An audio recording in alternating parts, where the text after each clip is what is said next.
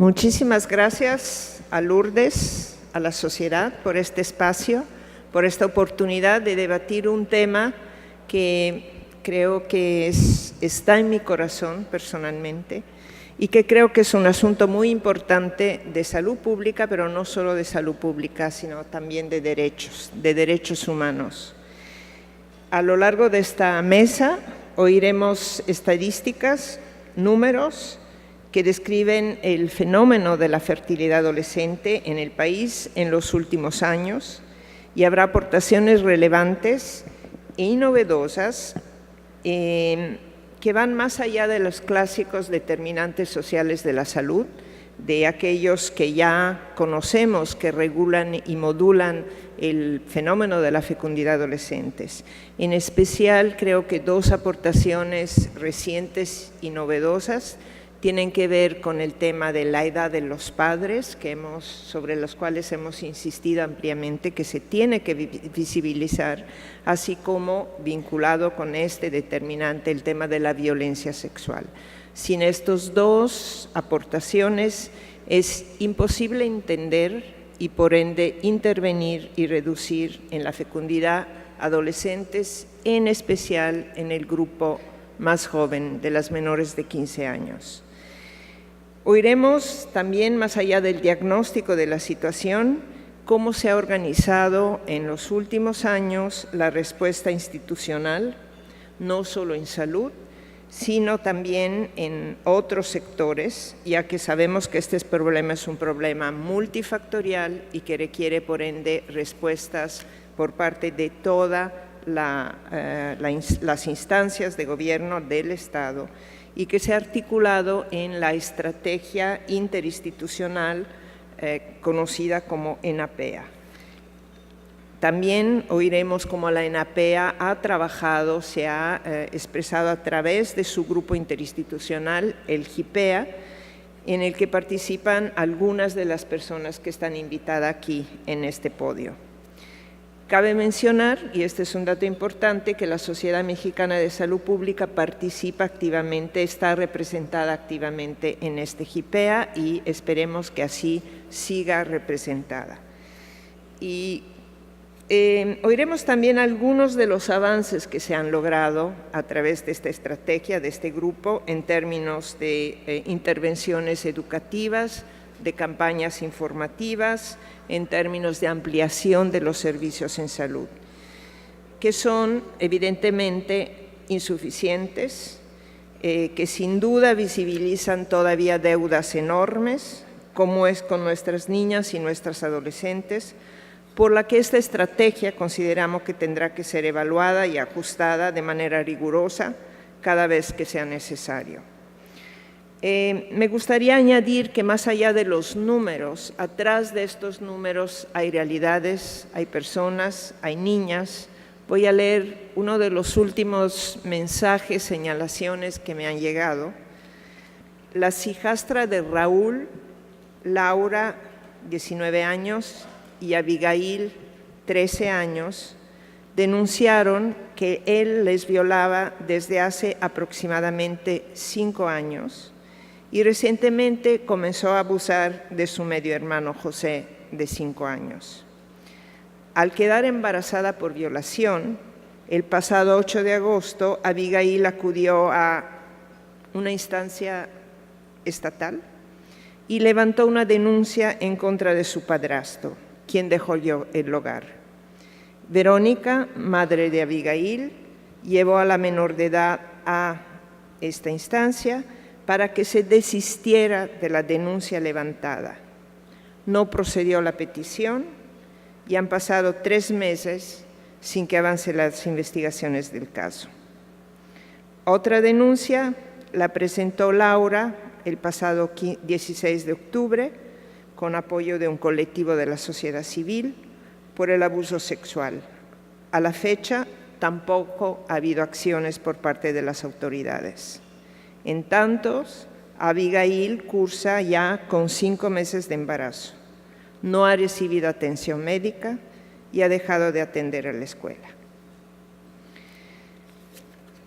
Quiero concluir antes de pasar la palabra a los invitados de esta mesa que en esta etapa de transiciones políticas, administrativas, de retos grandes que enfrentamos como país, yo creo profundamente en el rol que las sociedades médicas y la comunidad académica tienen para garantizar la continuidad y las priorizaciones de los temas que identificamos como importantes. Esa es una tarea que tenemos como sociedad para que este tema en especial, esta estrategia, estas intervenciones no queden inconclusas. Muchísimas gracias.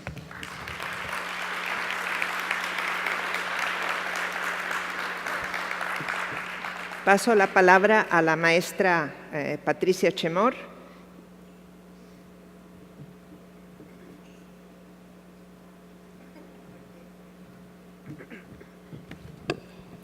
Muchas gracias por la invitación. Les voy a pedir que me digan en dónde se oye mejor. ¿Ahí? ¿Ahí se oye mejor? Bueno, pues voy a tratar de mantener esta distancia con el micrófono. Muchísimas gracias por la invitación a este evento. La verdad es que me da mucha emoción estar entre tantos médicos y enfermeras, entiendo. A mí me dan nervios las inyecciones, así que estoy un poco nerviosa. Hablando de este panel, y ya la doctora Schiavone nos adentró un poco en el tema, les voy a comentar rápidamente cómo está el escenario demográfico para las niñas de 10 a 14 años a partir de las estadísticas vitales de nacimientos de 1990 a 2016, pero entre lámina y lámina también les voy a platicar lo que estamos haciendo, los logros de la Estrategia Nacional para la Prevención de Embarazo en Adolescentes y lo que viene. La siguiente, por favor. Yo las muevo, ¿verdad? Ahí está. Bueno, todos sabemos que existen compromisos internacionales en los que México está participando, la Agenda 2030 en el ODS de garantizar una vida sana y promover el bienestar para todos en todas las edades. Ya sabemos que para 2030, año en el que también la ENAPEA tiene sus 2 metas, tiene que garantizar el acceso universal a los servicios de salud sexual y reproductiva, incluidos los de planificación de la familia, información y educación y la integración de la salud reproductiva en las estrategias y los programas nacionales. Por eso la ENAPEA 2030 tiene 2 objetivos. Disminuir la tasa de fecundidad que comenzó en 77 por cada 1000 de las adolescentes de 15 a 19 años y erradicar el embarazo o la tasa de fecundidad en niñas de 10 a 14 años para 2030. ¿Cómo estaba el contexto? En México, bueno, en enero, y muchos de ustedes fueron invitados, muchos de ustedes presenciaron, que en enero de 2015 el Gobierno de México lanza la Estrategia para la Prevención del Embarazo en Adolescentes, ya lo dije, para disminuir el 50% en fecundidad en las niñas de 15 a 19 años y erradicar, es decir, eliminar el de menores de 15 años. Es la primera estrategia, ya lo dijo la doctora Schiavone, implementada en México para abordar la problemática desde todos los factores, no nada más el de salud, y articula acciones de dependencias del gobierno, pero de las organizaciones de la sociedad civil y de la academia, que es muy importante. El gobierno, sin el empuje, la supervisión y la construcción en conjunto de la academia y de la sociedad civil, no podría haber desarrollado la estrategia, ni la puede continuar hasta 2030. Ya lo dijiste, Rafaela, es muy importante que ustedes estén ahí. Nosotros ya nos vamos, pero ustedes estarán ahí. Y bueno, para lograr el adecuado diseño de la estrategia, así como para medir su impacto, que es muy importante porque cada año hacemos un informe y cada año redireccionamos de las 90 acciones hacia dónde queremos caminar, había un indicador muy importante del cual se carecía de información. Este indicador, el indicador de 10 a 14 años, y con las fuentes de información sobre nacimientos, es como el Consejo Nacional de Población ha desarrollado este indicador, o ha empezado a trabajar con este indicador. ¿Qué información proporciona? Las características del nacimiento, sexo, fecha de registro de ocurrencia, etcétera. Las características de la madre, que bueno, eso ya se venía registrando, pero algo muy importante, las características del padre. Edad al momento de la ocurrencia del evento, nivel de escolaridad y condición de actividad económica. Lo vamos a ver después, pero el caso que nos platica Rafaela es muy importante. A veces, y sucede, que la niña llega al centro de salud y que la persona que la atiende conoce a la familia y no toma ciertos datos o no recaban la suficiente información. Habría que pensar un poco y repensar cómo vamos a trabajar esos casos, porque son de los que no tenemos información y los que deberíamos para erradicar la violencia sexual infantil. Y no solo con las niñas, ya dijo también Rafaela que al niñito de 5 años también ya lo estaban abusando. A las niñas nos damos cuenta cuando tienen un embarazo, o nos damos cuenta en algunas, pero cuando un niño es abusado sexualmente, difícilmente nos daremos cuenta hasta que es grande y repite el patrón, o es grande, toma terapia, o él solo va por la vida tratando de olvidar lo que vivió, ¿no? En la República Mexicana, ¿cómo están las tasas de fecundidad en niñas y adolescentes de 10 a 14 años? Ahí vemos cómo ha evolucionado y cómo ha ido creciendo y cómo, a diferencia del de 10 a 14 años, es más alta la de 12 a 14 años, pero estamos trabajando para que esto no sea así y disminuya. ¿Qué es lo que necesitamos? Información. Y ahí voy a platicar un poquito de la ENAPEA. Por eso la ENAPEA se construye con este modelo de intercambio de experiencias en todas las secretarías, y por eso es muy importante la educación sexual integral que está dentro del nuevo modelo educativo. Por eso es muy importante el acceso a oportunidades, el permanecer en la escuela, el que las niñas, igual que los niños, tengan las mismas oportunidades de estadía en la escuela, porque o un embarazo surge porque no están en la escuela, porque salen por cualquier razón, o salen porque están esperando un bebé. Entonces tenemos que trabajar con los dos aspectos, que permanezcan las niñas en la escuela aún cuando vayan a tener un bebé, aún cuando estén cursando un embarazo. La tasa de fecundidad de 10 a 14 años por residencial habitual, ahí está. El rural es 2.25 por cada 1,000 niñas de 10 a 14 años, está embarazada pero viven en el ámbito rural, y en el urbano 1.96 por cada 1,000. En esta diferencia es que estamos viviendo en este México. Ustedes que vienen de distintos estados, ustedes que vienen de distintas regiones, saben cómo es el comportamiento, sabemos de los usos y costumbres, y rápidamente, antier estuve en Puebla y una persona que trabaja también en esto me decía que un niñito de 7 años iba a la escuela y tenía una infección muy fuerte en la boca. Le mandaron llamar a la mamá nerviosa, se salió de la escuela, etcétera, y luego llegó el abuelo con la maestra y le dijo: la próxima vez que se meta con nuestros usos y costumbres la matamos. Entonces sí hay que trabajar muchísimo en usos y costumbres, en empoderar a las niñas y a los niños para que ellos sepan que pueden denunciar, aunque a veces los hacen quitar las denuncias, ¿verdad? ¿Cómo está la situación conyugal y la escolaridad entre las niñas en estas edades? Lo que podemos ver es que ha habido una disminución importante en la frecuencia de aquellas niñas y adolescentes con al menos un hijo que declaran ser casadas, es decir, ya no están declarando ser casadas, pero sí unidas.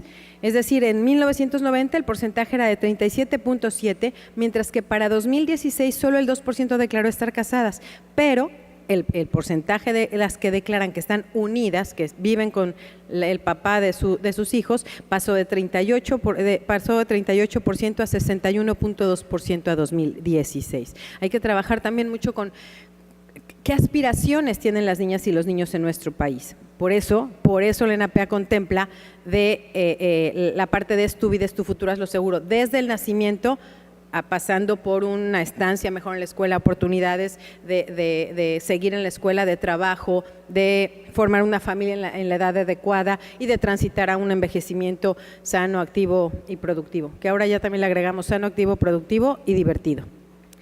En la República Mexicana, las niñas y adolescentes de 10 a 14 años por escolaridad. La mayoría de las niñas y adolescentes cuentan ya ahora con primaria completa. Ahora la educación básica es obligatoria y ha aumentado el porcentaje de las que tienen secundaria o el equivalente, pero cerca del 10% aún tiene rezago escolar porque tienen primaria incompleta o menos, y es de lo que hablamos. La sacan de la escuela para que ayuden en las labores del hogar, etcétera, y puede generar violencia en la casa o un embarazo a temprana edad. En cuanto a la edad del papá de sus hijos, es muy poca la concentración de nacimientos en que la madre declara que el padre de su hijo se encuentra en el mismo rango de edad. es decir, menor de 15 años. La mayoría declara que el padre de su hijo es mayor a ella, siendo la edad del padre de 15 a 19 años la más frecuente, pero puede llegar a tener 15 años o más. En estas estadísticas, que es donde hemos trabajado también mucho, y es de donde necesitamos obtener más información cuando ellas llegan a atenderse al centro de salud. Y esa conciencia o ese trabajo es mucho de las enfermeras y los doctores que las atienden en los centros de salud. La condición de actividad económica, el tipo de ocupación de ellas y de los progenitores de sus hijos. Una alta frecuencia de estas menores de 15 años es que no son económicamente activas, casi el 90%, y de ellas casi la totalidad se dedica al hogar, las dejan ya nada más atendiendo al hogar. Solo un pequeño grupo sigue estudiando, hay que aumentar esto, hay que cambiar esto, hay que permitirles, aún con un bebé. Al principio de mi gestión en el CONAPO decían, es que una niña embarazada ya destruyó su vida. No, una niña embarazada tiene el doble o triple de obstáculos para llegar a su meta, pero puede llegar si las ayudamos y las mantenemos en la escuela. Necesitamos ayudarlas, necesitamos apoyarlas, necesitamos empoderarlas para que continúen preparándose. Primero, para que si deciden no tener al bebé, no lo tengan.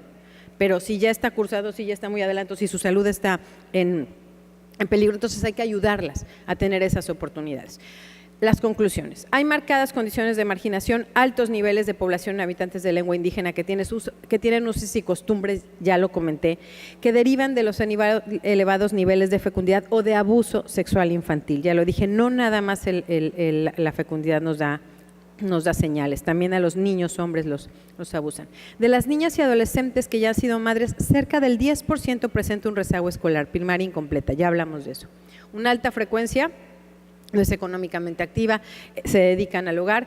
Y si bien el porcentaje de matrimonios legales ha disminuido de manera importante, las uniones libres han subido. Déjenme platicarles uno de los logros de la ENAPEA, de la estrategia, fue que en todos los estados ya la edad mínima para contraer matrimonio es 18 años. Claro que eso seguramente baja aquí, porque había 4 estados y ahorita creo que ya nada más queda uno, mentiría yo porque a lo mejor digo un estado que no es, en el que si el agresor se casaba con su víctima, se quitaba el delito.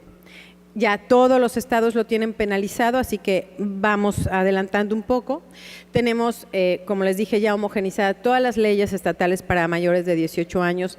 Tenemos el nuevo modelo educativo con la educación sexual integral, en la que les enseñamos desde chicos, desde su cuerpo, cómo se van empoderando, cómo pueden y cómo decir que no. Tenemos las grandes campañas, no solo del Consejo Nacional de Población, de la Secretaría de Salud, que nos permiten a las niñas, a los papás, a las mamás, entender y explicar y hablar con nuestros hijos. Tenemos la página Cómo le hago, www.comolehago.org, tenemos la página Familias y Sexualidades, tenemos información completa en los estados. Ese libro de juventudes donde está este estudio está editado por la Universidad Autónoma del Estado de México. Tenemos las notas de población de CEPAL, tenemos las infografías que el CONAPO emite cada año y tenemos documentos para cada una de sus entidades en donde pueden darse cuenta de los datos y podemos trabajar sobre información certera. Yo siempre digo que INEGI cuenta a las personas, pero el CONAPO hace que las personas cuenten. Así que el Consejo Nacional de Población, que está compuesto por todas las secretarías, la Estrategia Nacional de Prevención del Embarazo de Adolescentes, que está compuesta por las secretarías, los gobiernos, la sociedad civil y la academia, tienen que continuar su gran trabajo para que en este México cada niña y cada niño tenga desarrolle su potencial y llegue a su meta. Ahí está otro ejemplo de la infografía. Pueden acceder a todos estos documentos en la página del Consejo Nacional de Población y yo dejaría hasta aquí para que dejemos espacio. Gracias.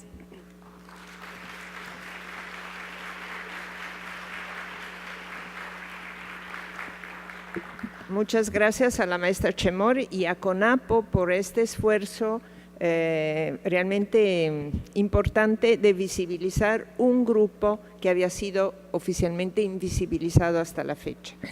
Yo creo, insistiría un poco en esta identificación de determinantes sociales. Si vieron el mapa que la maestra acaba de enseñar, no corresponde necesariamente al mapa de la marginación que vimos para otros indicadores de salud como vacunación, sino que se añade algunos indicadores que evidentemente tienen que ver con violencia, con otro tipo de causalidades, sobre las cuales nos hablará ahorita la maestra Eliana Osaizola, directora de IPAS México. Muchísimas gracias.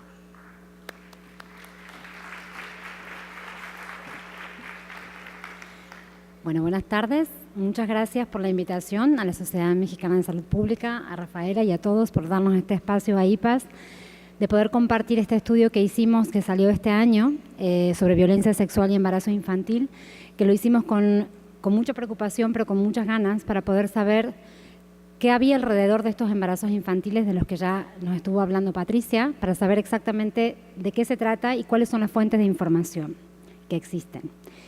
Que lástima descubrimos que no son muchas, pero nos sirvieron para guiarnos. El embarazo de niñas y adolescentes en todo el mundo es un problema de salud pública, sin duda, que tiene causas múltiples y consecuencias en varios aspectos de la vida, de la parte individual de la niña o del adolescente, pero también de su entorno y también de comunidades, y finalmente afecta el desarrollo de poblaciones. Sin duda, entonces, es un problema de salud pública mundial que tiene consecuencias para todos, pero principalmente a nivel individual para estas mujeres. ¿De qué magnitud estamos hablando? ¿Qué magnitud tiene este problema? Como lo decía ya antes Patricia, la CONAPO tiene datos y la tasa de fecundidad específica para adolescentes de 15 a 19 años en general, a nivel mundial, es de 49 nacimientos cada mil adolescentes de 15 a 19 años. Sin embargo, la distribución de esta tasa específica de fecundidad no es igual en todo el mundo, y el 95% de estos nacimientos, de este grupo etario, se produce en países en desarrollo, dentro de los cuales México está. Luego, como vemos en la gráfica, de estos 49 nacimientos cada 1000 adolescentes, 7.3 millones de nacimientos se producen en menores de 18 años, pero 1.1 millones se producen en menores de 15 años. Dentro de los cuales, en México, en el 2016 se tuvo se llegó a la cifra de 11.808 nacimientos de niñas entre 10 y 14 años. Esto es, si vemos el gráfico que está abajo a la izquierda, en donde habla de si subió o bajó la tasa específica de fecundidad para niñas de 10 a 19 años o para adolescentes de 15 a 19 años o para niñas de 10 a 14 años, vemos que la tasa específica de fecundidad para adolescentes de 15 a 19 años sí mostró una baja o una tendencia hacia la baja, que es alentadora, aunque sigue siendo una cifra alta. Sin embargo, para niñas de 10 a 14 años mostró un aumento. Esto en cifras concretas, en el 2003 hablábamos de 7.277 nacimientos de niñas de 10 a 14 años y en el 2016 de 11.808, francamente en aumento. Siguiendo, hay algo importante, sin embargo, a pesar de que hay esta cifra en alza para el número de nacimientos de niñas de 10 a 14 años, y es que en México las encuestas nacionales que indagan sobre sexualidad, reproducción y violencia, en concordancia con los estándares internacionales, incluyen a mujeres de edad reproductiva de 15 a 19 años. Es decir, ahí esto ya nos está dando datos de que tenemos muy pocos datos respecto a este grupo de 10 a 14 años. Siempre o casi siempre las actividades o las acciones específicas se enfocan a 15 a 19 años, dejando un poco relegada a esta población de 10 a 14 que se supondría no deberían tener embarazos y no debería haber nacimientos, pero sin embargo en la realidad vemos que sí los hay y por ende tienen que ser abordados. Una de las preguntas principales que nos hacíamos cuando hacíamos la investigación en IPAS es ¿en qué contexto se producen estos embarazos en niñas de 10 a 14 años? ¿Con qué se relaciona? ¿Cuál es la causa principal o cuál es la causa que más afecta a que estos embarazos tengan lugar? Finalmente, nuestra sospecha y nuestra hipótesis era la violencia sexual y finalmente vamos a ver que sí, que es una de las causas principales, ya que a esta edad la menor tiene bastante poco conocimiento en general respecto a sus derechos y a negarse, pero además, sobre todo porque estamos en un contexto de violencia estructural sobreagregada que hace aún más difícil que la menor y su familia y la comunidad en sí puedan detectar eso como violencia y puedan detectar como algo anormal un embarazo de 10 a 14 años, incluso en los mismos servicios de salud. Los médicos y las enfermeras que atienden a estos embarazos en centros de salud de niñas de 10 a 14 años no siempre asocian que hay algo detrás de este embarazo, que no es normal que una niña de 10 a 14 años venga a controlarse un embarazo. Se le controla el embarazo, se hace todo lo correspondiente, pero no se pregunta más allá qué está pasando detrás, en qué contexto está esta menor. Entre 1990 y 2014, el 13% de las muertes maternas correspondieron a mujeres menores de 20 años. Esto ya hablando más en cifras médicas y de salud. La mayor parte de las adolescentes atendidas entre 15 y 19 años egresaron por parto, como vemos 43.4%, por complicaciones de embarazo que requirieron una atención de la madre, el 14.8%, y por un embarazo que finalmente terminó en aborto, el 6.82% de los casos de adolescentes de 15 a 19 años. En el caso de las niñas entre 10 y 14 años, en el mismo periodo, el 8.7% egresó por parto, el 3.7% por complicaciones de embarazo que requirieron una atención de la madre y el 2.23% terminó en aborto. Si lo comparamos, podemos decir que la columna de la derecha tiene cifras menores, sin embargo esas cifras deberían estar en cero.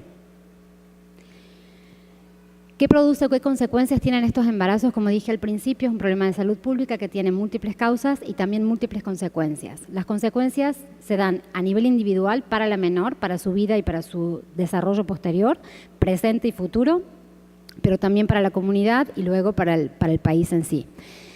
A nivel individual y a nivel salud individual, la carga de enfermedad es una de las consecuencias que tienen estos embarazos en edad temprana. La carga de enfermedad por causas relacionadas con embarazo, con parto o con puerperio es de 1.8% o 1.8 años de vida para adolescentes de 15 a 19 años y de 1.3 para niñas de 10 a 14 años. ¿Qué quiere decir esto de carga de enfermedad? Son años de vida perdidos, ya sea por muerte prematura o por una discapacidad relacionada con el embarazo, con el parto o con el puerperio. Esto ya nos está mostrando un impacto en salud individual fuerte que debe ser abordado.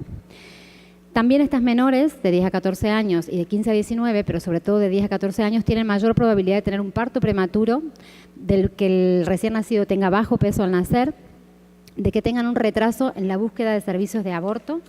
Y relacionado con aborto, quiero darle, yo sé que son muchas cifras, pero me parece importante que lo veamos.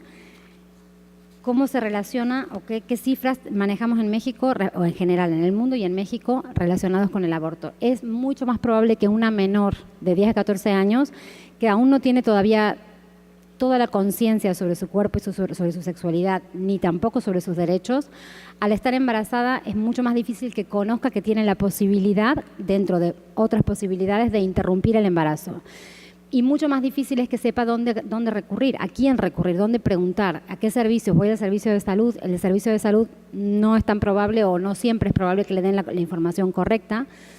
Entonces, en general, retrasan mucho más la búsqueda de servicios de aborto y además cuando recurren a ellos suelen ser servicios inseguros. Los datos sobre aborto inseguro en niñas menores de 15 años son prácticamente inexistentes en la mayoría de los países. Sin embargo, la OMS estima que se dan alrededor de 3.2 millones de abortos anualmente inseguros entre adolescentes de 15 a 19 años, de los cuales 670.000, o sea, el 23%, se llevan a cabo en América Latina y el Caribe.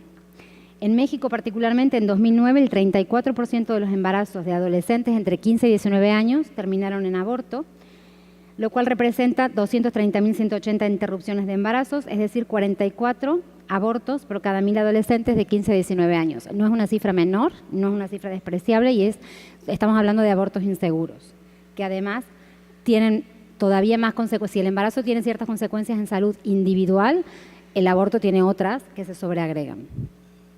Además de estas consecuencias en salud específicas, de las cuales podríamos seguir hablando largo y tendido, pero creo que, bueno, todos como médicos y enfermeras sabemos a qué nos estamos refiriendo en salud específicamente, y tenemos la tendencia a enfocarnos a estas consecuencias en salud, porque es el área que manejamos, en salud física. Pero hay un área de salud emocional y hay un área psicosocial que muchas veces se nos escapa del radar y donde también hay consecuencias debido a estos embarazos a edades tempranas. Uno de ellos, ya lo hablaba Patricia, es el rezago educativo. La cuarta causa de abandono escolar, la tercera es estar unida y la cuarta es haber tenido un niño. El desigual acceso a oportunidades de desarrollo, una niña con un bebé o un adolescente con un bebé tiene muchísimos más obstáculos para poder llegar o para poder desarrollarse a lo largo de su vida. Tiene barreras para obtener empleos que hayan implicado formación académica o experiencia, porque evidentemente no la va a tener o le va a ser mucho más complicado obtenerla teniendo que hacerse cargo de un bebé o teniendo que hacerse cargo de las consecuencias de un embarazo temprano. tiene mayor necesidad de apoyos gubernamentales, tiene más posibilidades de ser soltera y de no tener derecho a bienes, es decir, no tener cobertura en salud. Y aquí en este punto también hay una consecuencia psicosocial que es importante. Las niñas de 10 a 14 años tienen poca experiencia en crianza de niños y tienen unas expectativas irrealistas respecto al comportamiento de los niños. Esto hace que la crianza sea bastante más punitiva y esto podría eventualmente alimentar un círculo de violencia que queremos que desaparezca, porque a su vez es el caldo de cultivo para que estos embarazos a temprana edad se sigan produciendo. Finalmente, en la investigación, ¿qué hicimos? Buscamos datos, buscamos fuentes de datos e hicimos un análisis. ¿Para qué la hicimos? Lo dije al principio. Queríamos saber qué sabemos sobre estos embarazos, en qué condiciones se producen, qué hay alrededor y con qué causas se relacionan más fuertemente, y cómo podía explicarse el incremento de embarazos en menores de 15 años en los últimos años. Hicimos análisis de fuentes secundarias para identificar en qué condiciones ocurren estos embarazos. Se usaron bases de datos de encuestas nacionales, estadísticas vitales de la última década y documentos de diagnóstico en salud y en procuración de justicia, porque no solo nos enfocamos en salud, también nos enfocamos en justicia, donde ya vamos a ver un poquito más adelante ciertas cosas muy puntuales, aunque si les interesa pueden meterse en el estudio, yo les voy a dar la página y pueden leerlo de manera completa, porque la justicia también está involucrada. Como lo dijimos anteriormente, es un problema multifactorial que tiene múltiples consecuencias y por ende el abordaje debe ser multiinstitucional y multisectorial. No solo salud tiene que hacerse cargo de los embarazos a temprana edad, porque entonces los resultados no serían los óptimos ni los que necesitamos. Necesitamos que educación esté involucrada, que justicia esté involucrada, que todos los demás ámbitos en donde una menor se mueve y que ámbitos o instituciones que están encargadas de proteger a esta menor estén involucradas en las acciones para abordar el problema y para prevenir el problema. Se usó información sobre salud sexual y reproductiva actual y también retrospectiva. ¿Qué encontramos como causa? Si abuso sexual o coerción, ¿de qué estábamos hablando? Ya habló Patricia algo sobre la edad de la pareja de estas niñas de 10 a 14 años o de adolescentes de 15 a 19 respecto a la edad de sus parejas.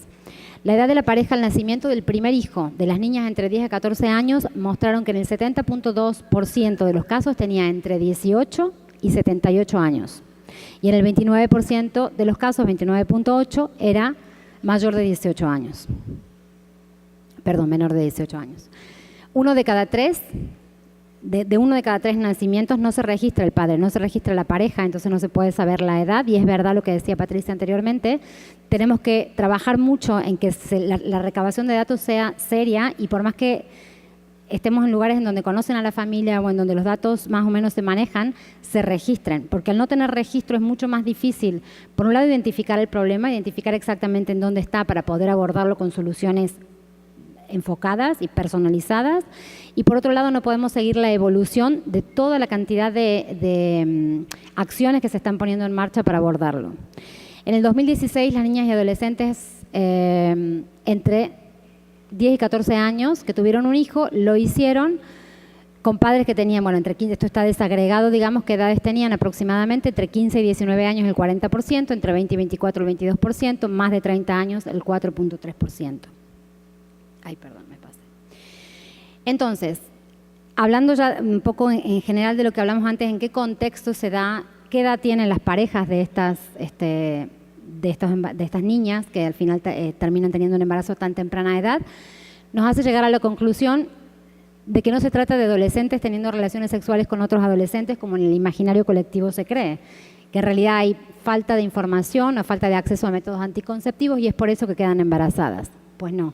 La realidad es que en realidad son niñas siendo obligadas, coercionadas o manipuladas por adultos o por personas con una diferencia de edad mucho mayor que ellas, mediante el uso de la fuerza física o moral, depende del caso, el chantaje o la manipulación o las amenazas, en un marco de normalización de la violencia, que es lo que decía antes. Estamos en un contexto de violencia que hace que sea todavía más difícil identificar una violencia sexual o un embarazo en una niña o un adolescente como un hecho no normal.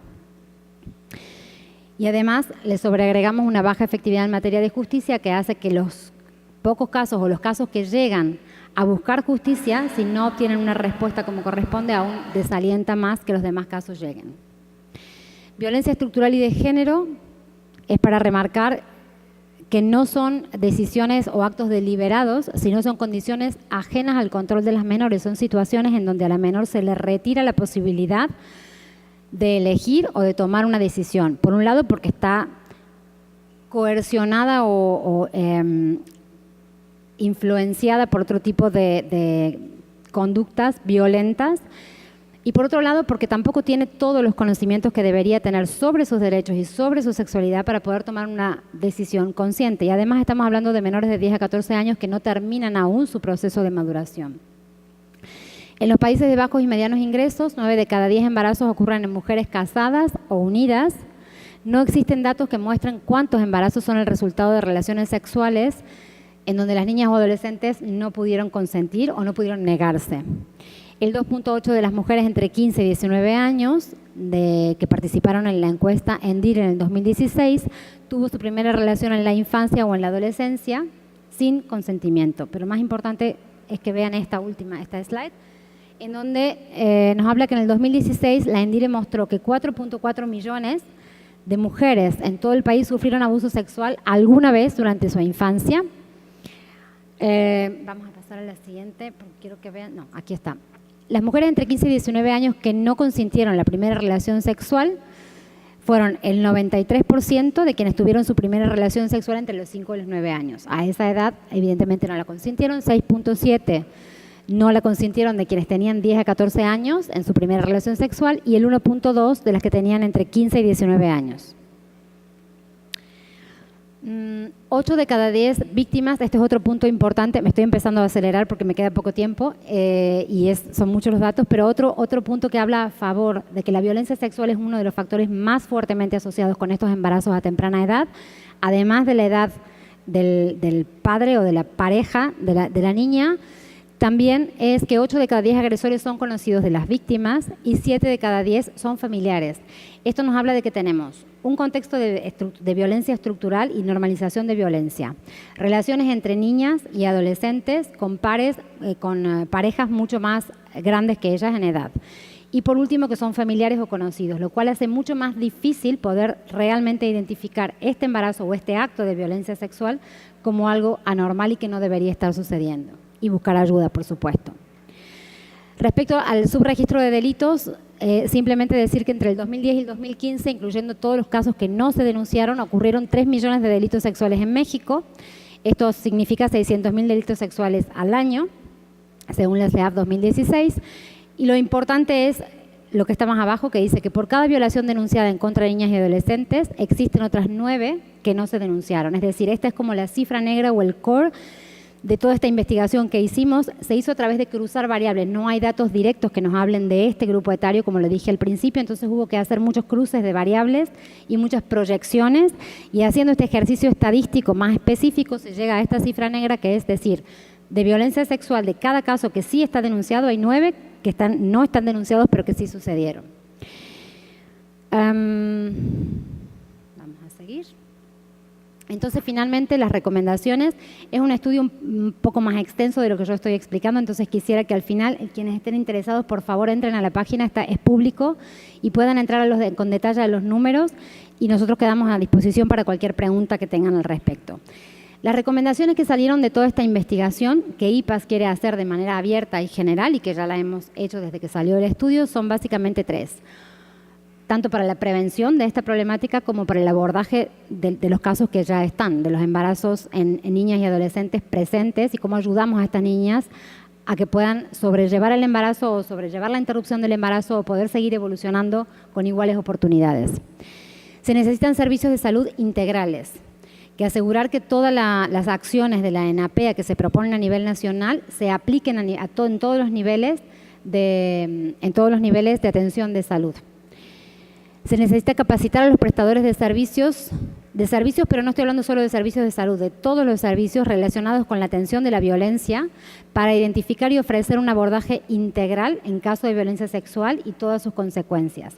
No solo, pero sí incluidos todos los que trabajamos en servicios de salud, pero también educación, pero también legal, etcétera, todas las áreas que estamos involucradas. Se debe dar cumplimiento a las normas de salud, incluyendo la interrupción voluntaria del embarazo en casos de violencia sexual como derecho de estas menores, y se los debe hacer conocer, deben tener la información correspondiente y los servicios deben estar disponibles para estas menores, y asegurar que haya los recursos humanos, financieros y materiales necesarios para que todas estas acciones para abordar el problema como para prevenirlo estén presentes en todo momento para que esto tenga continuidad. Eso, las primeras recomendaciones de servicios de salud integrales son más bien para abordar el problema cuando ya está, y una parte es prevención. Pero para prevención pura hay que hacer promoción de salud. Necesitamos que haya acciones para reducir el estigma relacionado con el aborto. Necesitamos que se diseñen y se implementen políticas públicas y programas que reviertan la normalización de la violencia y el matrimonio o uniones a edades tempranas que tanto tienen que ver con estos embarazos en niñas no deseados. E intervenciones que modifiquen conductas socioculturales de género que tienen un impacto sin duda negativo para estas niñas y para su crecimiento y desarrollo. Y por último, la tercera recomendación más técnica y específica, después de haber tratado de buscar y habernos sumergido en todas las bases de datos existentes y ver que no hay datos tan específicos para esta edad, que no nos permiten identificar bien el problema, sino tener que usar proyecciones y cruces, como que tampoco nos va a permitir, o sí permite de alguna manera, como lo dijeron recién en CONAPO, cómo van midiendo el impacto de las acciones que se están poniendo en marcha. Necesitamos de todas maneras que haya indicadores que, además que los cruces, que los indicadores que se usan en las diferentes encuestas sean los mismos para que se puedan cruzar y se pueda tener mayor fuentes de información. Entonces, incorporar a las encuestas nacionales mediciones sensibles y específicas para el registro de este tipo de casos, coerción sexual y reproductiva y las situaciones en las que ocurren los embarazos. No solo registrar los embarazos y todo lo que está relacionado a lo de salud del embarazo, sino todas las condiciones alrededor de este embarazo. Homogeneización de nomenclatura e indicadores, lo que acabo de decir, para que podamos usar todos, porque todos son los mismos, no como nos pasa ahora que cada uno mide casi lo mismo, pero no es exactamente lo mismo, entonces no lo podemos cruzar. Y recopilar evidencia sobre la efectividad de las leyes y las acciones que se pongan en marcha y los programas para prevenir y para abordar este problema. En el marco normativo en general, podemos decir que el marco normativo vigente en México en materia de salud ya tiene todas las herramientas suficientes para privilegiar el interés superior de las menores que acuden en busca de servicios de salud, anteponiendo el derecho de la menor, tanto a la educación como al libre desarrollo, a la autonomía y a la vida libre de violencia, por sobre cualquier otro derecho. Es decir, que el marco normativo ya existe y ya está, y eso es un paso enorme que tenemos que usar, que tenemos que sacar a nuestro favor y a favor de estas menores. Y que es necesario asegurar a nivel estatal, ciudades y municipios, a todos los niveles, porque estos casos se dan más en comunidades rurales muchas veces, pero otras veces no. La incorporación de los parámetros y recomendaciones internacionales y regionales que existen en materia de violencia y derechos sexuales y reproductivos para que al final estas menores de verdad puedan hacer uso de su derecho y de todos los servicios que les corresponden para ayudarlas y apoyarlas. Nada más, aquí les dejo, aquí está la dirección por donde pueden acceder para ver el estudio completo y nada más. Muchas gracias.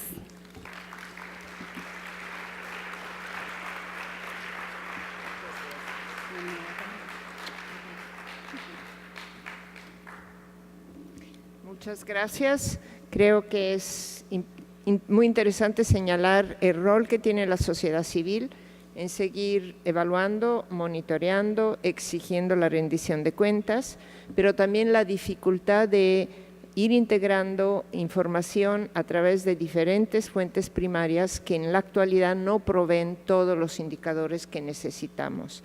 En especial, creo, y sé que sueno repetitiva y persistente, por no decir necia, el sector salud necesita integrar en el SINAC el campo para el registro obligatorio de la edad del padre. Y recuerdo también, y ese es un recordatorio para todos los sectores, que la violencia sexual, la violación y la violación equiparada en menores es la única causal en todos los códigos penales estatales que permite y justifica la interrupción legal del embarazo. Y este es un derecho y una exigencia para estas jóvenes víctimas. Ahorita dejo la palabra al doctor Eduardo Pesqueira para que nos cuente un poco lo que ha hecho el sector salud para enfrentar este enorme reto. Muchísimas gracias.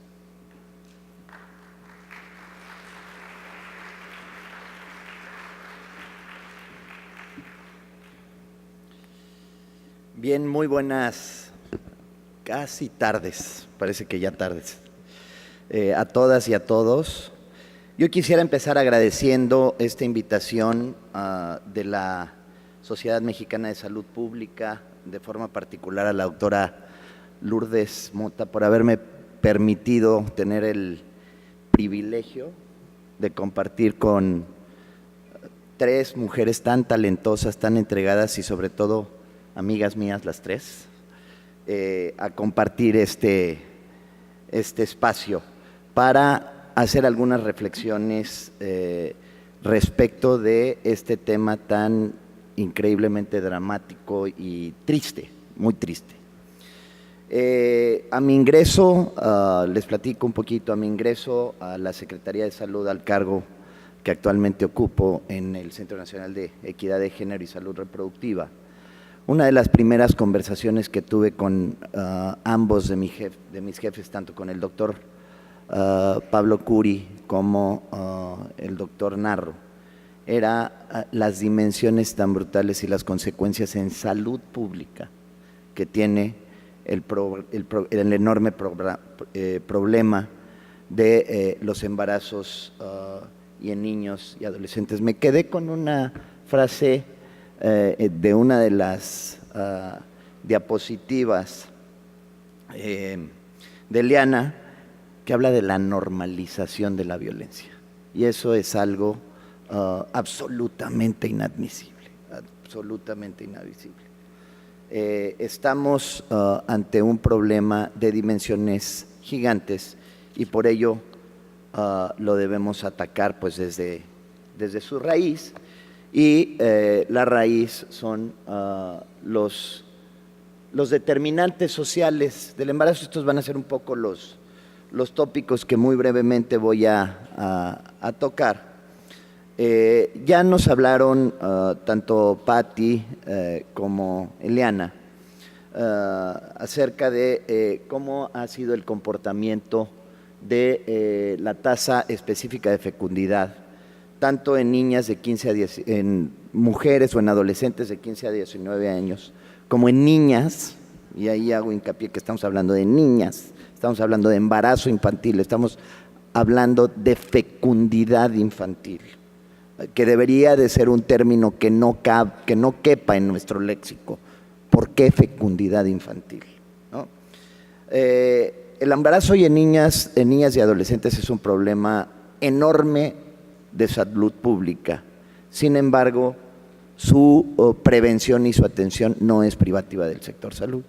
Y es por ello que en su momento, cuando se hizo el diseño de la ENAPEA, fue con el afán de integrar a los diferentes actores del sector: Procuración de Justicia, salud, educación, organizaciones de la sociedad civil, para echarle montón al análisis de este problema y a su atención. Aquí pongo un caso que fue algo que nuestro jefe, el doctor Pablo Curi, en algún momento nos relató. Como consecuencia de los sismos de septiembre del año pasado, él hizo algunas visitas tanto a los estados de Chiapas, estuvo en Morelos, estuvo en Puebla, en el Estado de México, pero en una comunidad en particular en el estado de Chiapas que se llama Paredón. De pronto fue a visitar un centro de salud y se encontró con que en la sala de espera del centro de salud había un número importante de jovencitas y se puso a platicar con ellas. Y alguna de ellas era una madre chiquita, de menos de, quizás a lo mejor de 17 años de edad, con un niño en brazos y esperando a entrar a consulta, a una consulta de embarazo, porque ya estaba esperando otro niño, ¿no? Esa nos habla de algo que sucedió y que pudimos haber hecho bien o mal, ¿no? Pero a esta niña cuyo parto fue atendida por el sistema de salud, por el sector salud, regresó. Quiere decir que en algo falló algo y que volvimos a tener un problema, a menos de que se tratara de un embarazo deseado. Platicando con ella y con el prestador de servicios de ese centro de salud, el doctor le dijo: doctor, no hemos podido con esto. ¿Y por qué? Porque por más que nosotros queramos acercarnos a la comunidad, a dar pláticas de planificación, a dar el otorgamiento de métodos, tenemos una serie de obstáculos y barreras que nos han impedido incidir. Desde temas culturales, como ya se mencionaron ahorita, en las diferentes comunidades, como temas de violencia, como temas de género, como temas de falta de respeto a los derechos humanos y sobre todo a la información y a la educación que tienen estas pequeñas. En esta gráfica, pues resume aquí o deriva de aquí un poco el resto de esta conversación. Y podemos ver aquí en esta línea central, bueno, creo que no sirve el apuntador, o sí se ve. No se pierde, quizás se pierda con las luces, pero podemos ver, hablando de este tema de determinantes sociales, pues cuáles son las determinantes o los determinantes sociales que provocan este enorme problema, ¿no? Podemos partir de la base que en prácticamente la totalidad de los casos de embarazos de niñas entre los 9 y los 15 años de edad, estamos hablando de una relación asimétrica de poder, de una relación de violencia, ¿no? De violaciones perpetuadas como se mencionó, por familiares, por conocidos, por el abuelo, por el tío, por el hermano, por el padrastro o por otras personas conocidas de la comunidad. Y esto deriva de una serie de factores que han sido aceptados y que debemos de cambiar. Es imposible que sigamos viviendo en una sociedad muy adultocéntrica, en donde los derechos de las y de los menores no se vean como prioridad. No estamos poniendo como sociedad el interés superior de los menores por encima, como en el lugar que realmente se merecen. Son concepciones utilitarias, concepciones machistas, en donde se ve a las menores en muchas ocasiones con absoluta falta de respeto a sus derechos sexuales y a sus derechos humanos. La población de niñas un poquito mayores, las de 15 a 19 años, por supuesto que estos embarazos también pueden ser consecuencia de actos de violencia, de actos de poder, de actos de engaño, de actos de asimetría. Sin embargo, en ocasiones también privan o prevalecen barreras institucionales, así como barreras institucionales. ¿A qué me refiero? Acceso a métodos de planificación familiar, horarios adecuados para su atención, espacios dignos para que los chicos y las chicas vayan a informarse respecto de cómo pueden ejercer de una forma libre sus derechos sexuales y sus derechos reproductivos. Y en ocasiones, pues por convencimiento o por lo que sea, pero pueden ser embarazos que esto no les quita los riesgos en términos de salud pública, pero pueden haber sido también embarazos deseados. La violencia sexual como causa de embarazos forzados puede presentarse en cualquier momento de la vida reproductiva de una mujer, desde que son chiquititas hasta incluso la edad adulta. Sin embargo, hemos visto que la fuerza de asociación entre violencia y embarazo disminuye con la edad.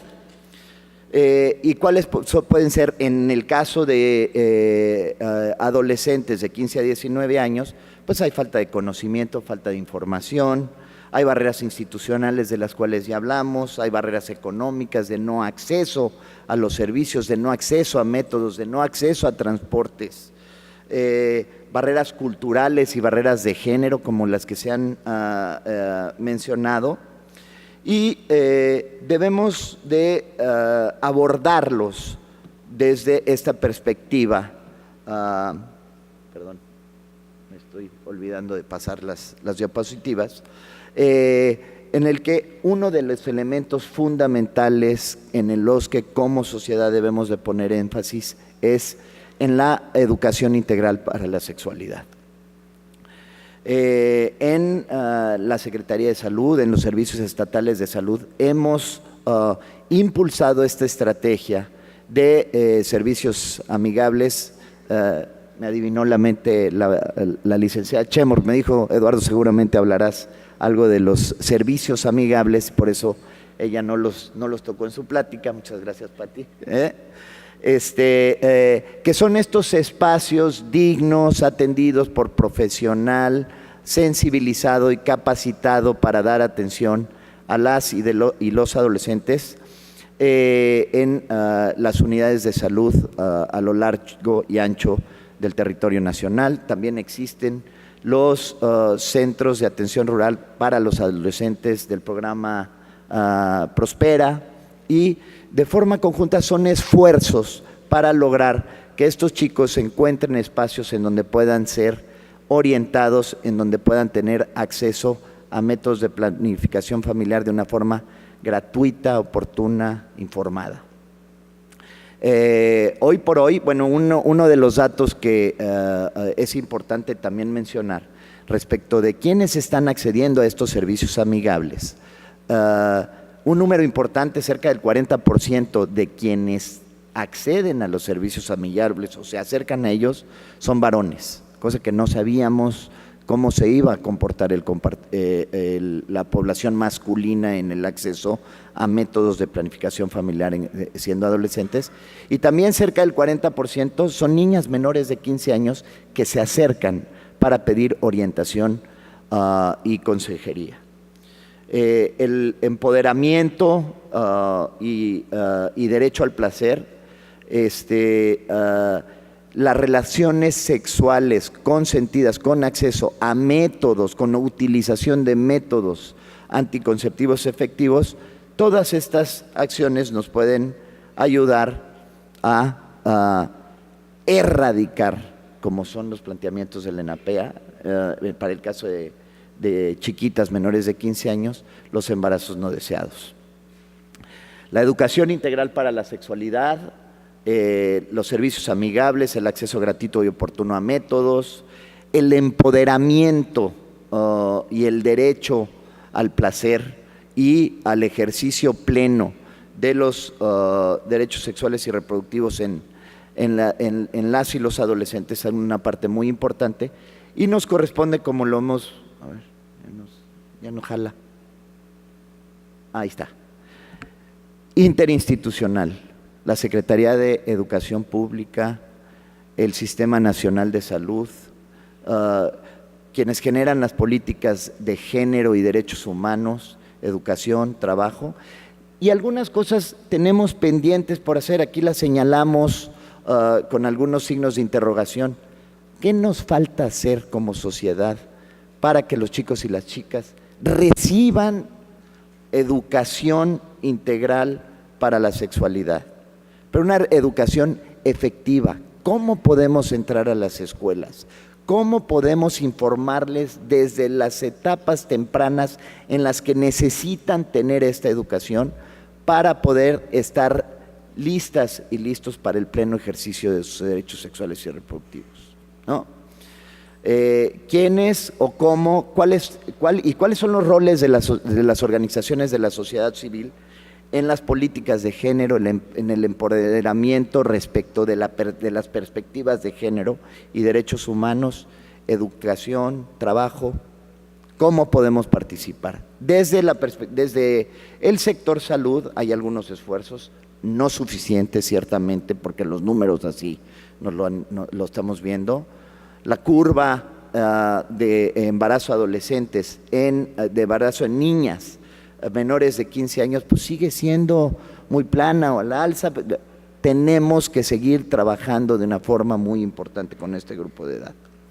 Algunas de las cosas que se han hecho desde el Sistema Nacional de Salud fue la publicación de la norma 047 para la atención a la salud del grupo etario de 10 a 19 años. Hubo capacitaciones importantes, cobertura anticonceptiva de adolescentes con ciertos números que pueden ser mejorables, pero que se han hecho algunos esfuerzos, cobertura con anticoncepción post-evento obstétrico para este grupo de edad y, en fin, como lo mencionó también el doctor Curi en su plática del día de ayer, a través de la compra centralizada de medicamentos hemos logrado tener hoy una gama muy importante de métodos anticonceptivos con especial énfasis en estos métodos anticonceptivos a los que denominamos ARAPs,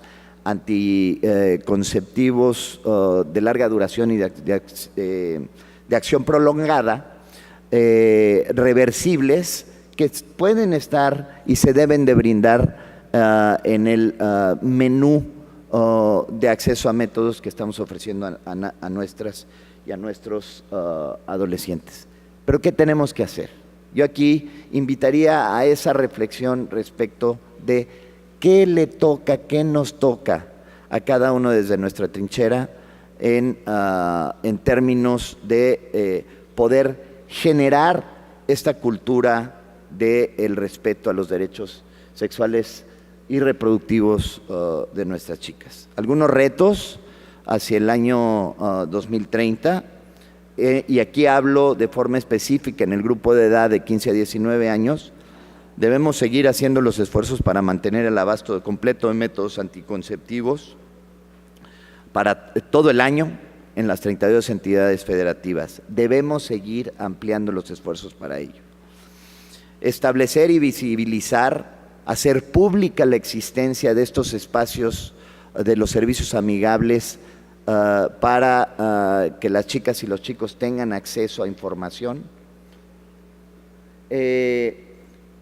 La aplicación correcta de la norma 047, me detengo ahí en un ejemplo que quisiera yo compartir con ustedes, y es, ¿qué pasa en el momento en el que un prestador de servicios de salud tiene conocimiento de que llegó una chica muy posiblemente víctima de violencia y que presenta un embarazo?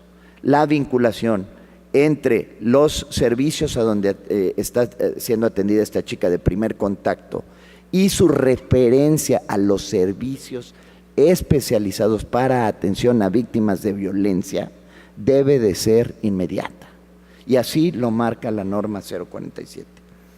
Favorecer, por supuesto, el acceso afectivo a servicios de salud sexual y reproductiva y a métodos anticonceptivos, y a contribuir a establecer entornos habilitantes para que las chicas conozcan que existen las posibilidades de tener proyectos de vida diferentes a ser mamá desde los 14, desde los 15, desde los 16 o desde los 17 años. La violencia sexual domina el origen de casi la totalidad de los embarazos en menores de 15 años. Aquí ya empezamos a hablar de este grupo de menores de 15 años. A menor edad de la niña, la violencia tiende a ser de más larga evolución, y el agresor con mayor frecuencia forma parte del entorno en donde vive la niña. Platicaba yo con la doctora Aurora del Río hace algunos días respecto de este problema y me decía, el problema es enorme, porque una chica víctima de violencia lo vive en el momento en el que está siendo víctima de violencia, pero lo va a vivir todos los días, lo va a recrear todos los días. Y es por ello que debemos de ver cómo sociedad tenemos incidencia en este cambio de cultura para que la violencia no sea una práctica normalizada. Todas las relaciones sexuales entre menores de edad y un adulto mayor de 18 años son potencialmente constitutivos de un delito. Ya se mencionó aún más, y más grave aún, si se trata en menores de 15 años. Las niñas no están preparadas, una chiquita de 13 años, ¿no?, ni psicoemocional ni jurídicamente para protegerse y para denunciar, ¿no? Aquí, sí, por supuesto, conocemos que la normatividad, los reglamentos, en este caso específico, el artículo 19 del reglamento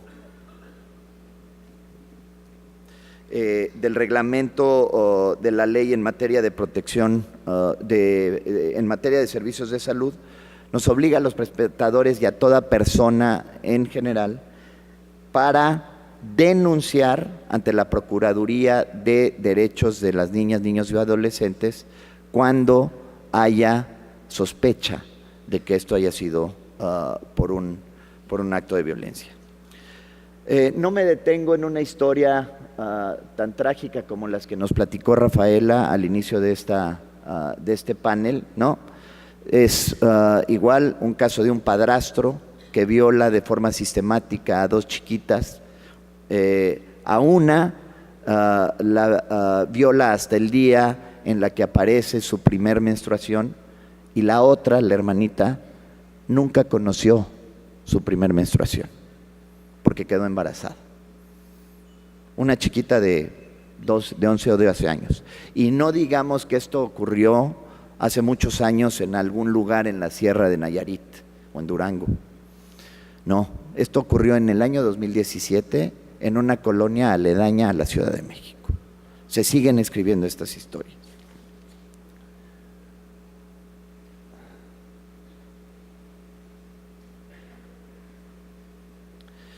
Necesitamos introducir necesariamente un cambio cultural entre las relaciones que existen entre los adultos y las adultos y las menores, ¿no?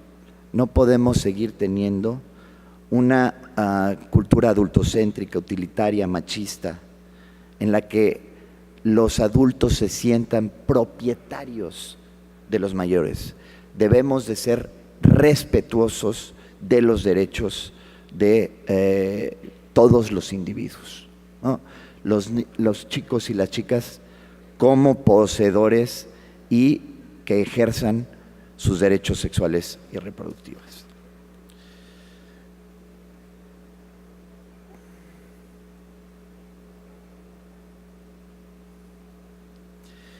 En la medida en la que podamos llevar a cabo las estrategias que hoy se tienen, como por ejemplo la anticoncepción de emergencia o la anticoncepción hormonal poscoito, dentro de esta ventana que tenemos de 72 a 120 horas posteriores al hecho, será la forma en la que podamos evitar embarazos no forzados.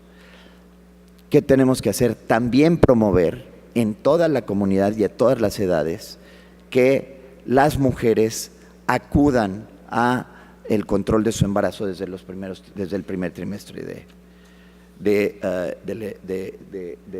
embarazo.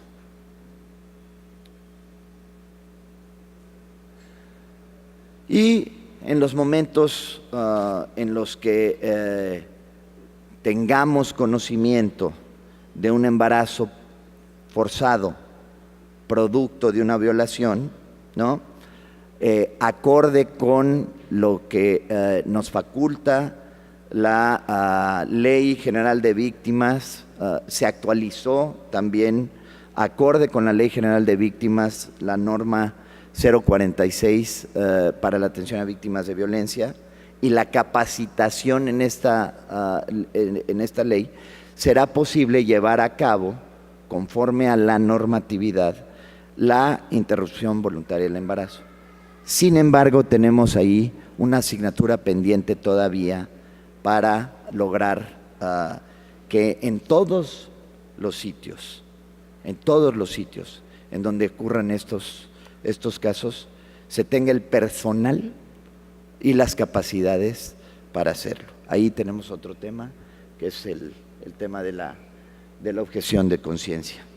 Los retos que vislumbramos hacia el 2030, difundir que las relaciones sexuales entre adultos y personas menores de 15 años son delitos. Estamos hablando de violaciones. Contribuir a ese cambio cultural y a la proscripción de prácticas tradicionales contrarias a los derechos de las mujeres y de las niñas. Trabajar para prevenir el embarazo en menores de 15 años. Debemos de realizar las acciones conjuntas con el Sistema de Protección de los Derechos de las Niñas y Adolescentes en busca del interés superior de los menores, que se aplique correctamente la Ley de Víctimas y la NOM 046 y garantizar la atención a la salud a todas las personas violadas a través de estas estrategias como es la anticoncepción de emergencia, la profilaxis contra infecciones de transmisión sexual, la interrupción voluntaria del embarazo y, por supuesto, importantísimo, la atención psicoemocional. Muchísimas gracias y ha sido un placer.